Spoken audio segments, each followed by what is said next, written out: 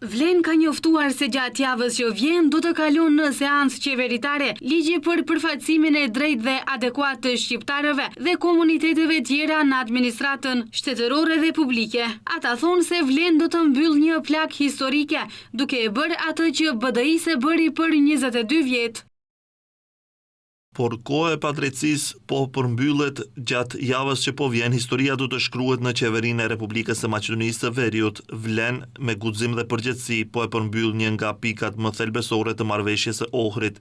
Institucionet do të detyrohen të sigurojnë përfaqësim të drejtë pa diskriminim, duke respektuar kompetencën, integritetin, transparencën dhe gjithëpërfshirjen. Reagim lidhur me këtë pati nga BDI-ku nënkryetari i kësaj partie Bujar Osmani. Ligjin e quan si tallje me përfaqësimin e barabartë. Ai nëpërmjet një shkrimi në rrjetet sociale thotë se në tekstin e këtij ligji mungon elementi më thelbësor, mekanizmi detyrues i zbatimit, konkretisht kalkulatori proporcional sipas të dhënave të regjistrimit.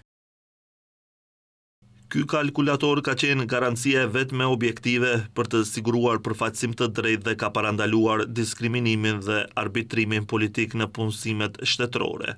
Ligji i ri flet për respektim, afirmim, ndjekje dhe promovim të përfaqësimit të drejtë, por nuk ofron asnjë instrument obligues për ta bërë këtë përfaqësim real dhe të zbatueshëm. Osmani thotë se kërkojnë që të rikthehet kalkulatori proporcional si mekanizëm obligativ për çdo punësim në sektorin publik, në përputhje me të dhënat e regjistrimit dhe kushtetutën e vendit, dhe se çdo institucion që nuk e respekton përfaqësimin proporcional të ndëshkohet me masa ligjore konkrete, përfshirë ndalimin e punësimeve të reja dhe përgjegjësi personale të drejtuesve.